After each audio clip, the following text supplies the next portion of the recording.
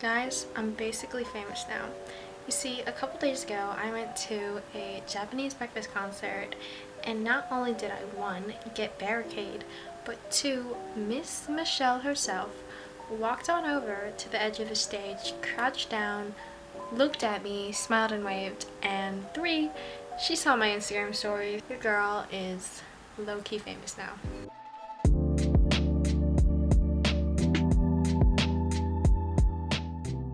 Hey y'all, what's up? It's Rena and welcome back to my book nook.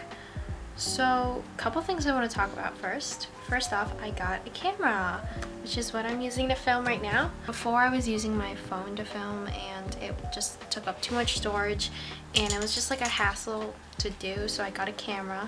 And I also got a camera for like the summer, you know, to take pictures of like me and my friends. And my dog is over here and he wants attention, so I'm gonna keep him on my lap for this video. Two, I haven't done a haul, which, spoiler alert, if you couldn't tell by the title of today's video, I'm going to be doing a book haul. And I haven't done a book haul in about, I want to say like 5 to 6 months. I think the last time I did one was in either January or February. This is my first book haul in a while. I made a New Year's resolution to stop over consuming books. Basically, I felt like I was just buying too much and I was also spending too much money and just it wasn't like sustainable.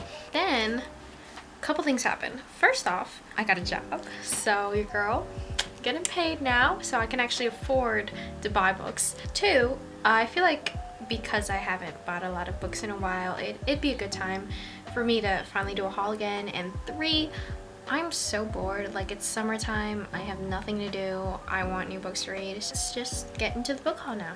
First book I got was My Year of Rest and Relaxation by Atessa Moshfegh. So I've wanted this book for an extremely long time. I don't even know how long, but it's definitely been maybe almost a year at least, and I finally got my hands on this book. It was just like one of those books you pick up around whenever you're going shopping in Barnes & Noble and you swear you're gonna buy it, and then you eventually put it back again because you don't have that much money. That was this book for me. There were times where my friends had to like physically pry me away from buying this book just because I told them, please don't let me buy stuff, I don't have money. But it's hot girl summer, okay? It's sad girl summer, it's female manipulator summer. And this is the essential book for that, you know? It's also like pretty trendy, pretty popular right now, and I've heard mixed reviews about it, so I'm prepared to either love it or hate it. I definitely hope I'm gonna have at least strong feelings about this book. It would really suck if I just sort of read it and felt nothing. So My Year of Rest and Relaxation, it's about basically this privileged woman who seems to have like the perfect life, but it sort of delves into like what's wrong with her, you know what I mean? But yeah, I sort of bought this book because I heard that the writing within it is really good. Obviously, like, the characters are not something to be idolized or romanticized, which I always find really interesting. I like books with main characters that you're probably like not supposed to like. I think I'm definitely the most excited for this book out of all my books, which is probably a bad thing because you should never ever be excited going into a book you like, because either way you will be let down. So point is, I'm very ready to read this book. So moving on to the next book, Eileen by Atessa Moshfegh. So another oh my god. Okay, anyways, I've also heard a lot of great things about this book, both like critically and from like the fans, and it's definitely more on the thriller side. It's about this woman named Eileen, and I'm pretty sure she like commits a crime. I'm not really sure. I don't really read the plot synopsises of books before I buy them, which is probably a bad idea, but it's worked like 90% of the time, so whatever. I'm also very excited for this book. It's more on the thriller side, which, ooh, excuse me, I just had dinner. I don't really read thrillers that much just because they don't like interest me, but I am very excited for this book because it is one, you know, by Atessa Moshfegh, and two, I have heard pretty good things about it, but again, I'm gonna go in with low expectations, so I can't be let down. Moving on to the third book, we have Homesick for Another World, also by Atessa Moshfegh. Yes, I did buy 3 Atessa Moshfegh books. That is the last one, I swear. I bought this book because not only did I, one, again, hear good things about it, but two, it's a collection of short stories, and I love whenever a book is a collection of short stories. I think Interpreter of Melodies, I don't remember the author, but I read that book back in I don't remember when I read it, but it was the collection of short stories and I absolutely loved it. And I was actually this close to getting Her Body and Other Parties, which is another book of short stories, but I didn't get it because I might make money, you guys, but I don't make that much money. I am really excited. I'm a little bit worried though, because I feel like buying 3 books of the same author might be a bit of a risk, because what if I read it and I hate her writing, then I just have 3 books of her writing that I'm just not gonna read and it's a waste of money, and just, yeah, I don't know. But I'm hopeful. Not super excited because, again, low expectations. And what did you do to your paw? Okay, we'll deal with that later. Moving on to the next book, we have My Sister, the Serial Killer by Lincoln Braithwaite. And if I said the author's name wrong, please let me know. I got this book because, again, we're sort of going for this unhinged, girly type summer, right? Female psycho type summer, right? That's the vibe we want, you know. I feel like this, however, is different from the other like female manipulator books, because this one I feel like it's actually fun and you might actually have a good time reading it. I feel like with the other books I got, they're just kind of depressing and very much heavy on like mental reflection and self journeys and I don't know, all that stuff. This, however, I feel like could be a fun story because it is about this girl who has a sister that is a serial killer, and she sort of like aided her sister, like helped her with it, let her do her thing, but then her sister goes after this guy that she's into and she's like, okay, this is where I draw the line, I'm not gonna help you this time. And so I feel like that premise alone, it's actually going to make for a really fun story. And like I said, I usually don't read the plot summaries on books, but this one I did because just like the title alone, I feel like had so much potential. And I'm just really scared I'm not going to like this book, or the writing is going to be boring and just, I don't know. I feel like out of all the books in this haul, I'm probably going to have the most fun with this one. Moving on to the next book, we have The Catcher in the Rye by J.D. Salinger, I don't know, I don't care. So this is a little bit more on the male manipulator side, but I don't really care. I heard that the main character of this book is a little bit controversial. Again, I love it whenever there are like problematic main characters because I find it more interesting to read.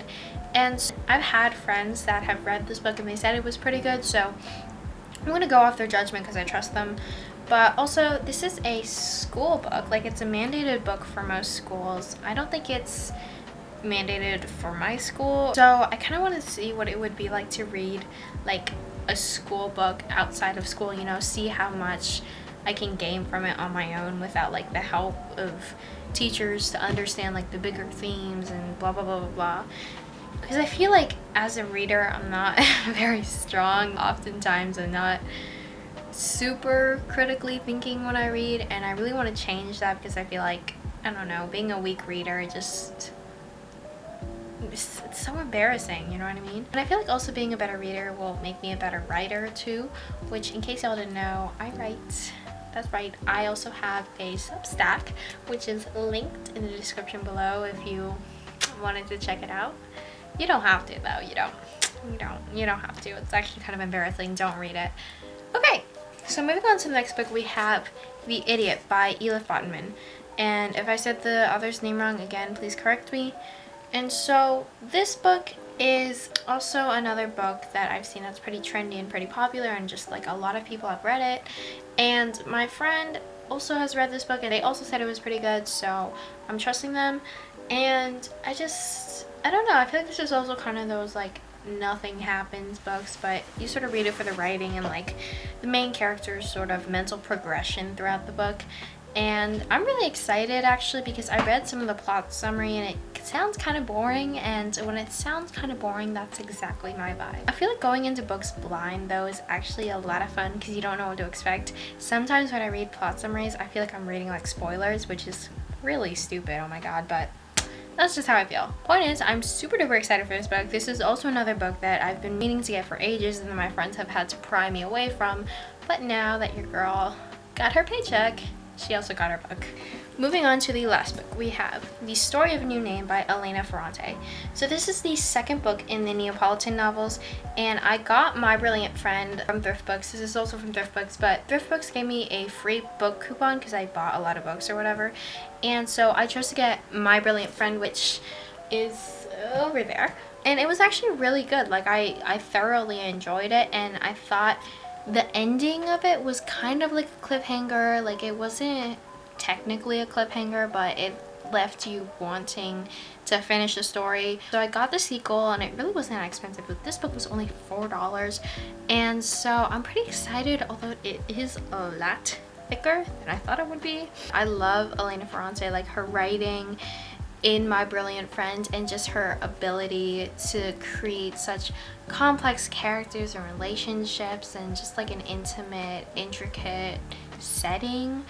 Oh god, that was great. And what I love even more is that Elena Ferrante is just a pseudonym. Like, people don't even know who the real author is, which I think is absolutely fascinating. So yeah, those were all my books. I feel like 7 books is kind of like a small book haul, which sounds absolutely outrageous to say out loud. Like 7 books, that's not even that many books, but in like my terms, I usually buy more books, but I just didn't have that much money in my paycheck. That is all I have to say. If you watched this video, thank you so much for watching. If you liked it, give it a thumbs up. If you didn't, give it a thumbs down, but you know, don't do that. Subscribe, only if you want to though, and I will see y'all next time. Bye.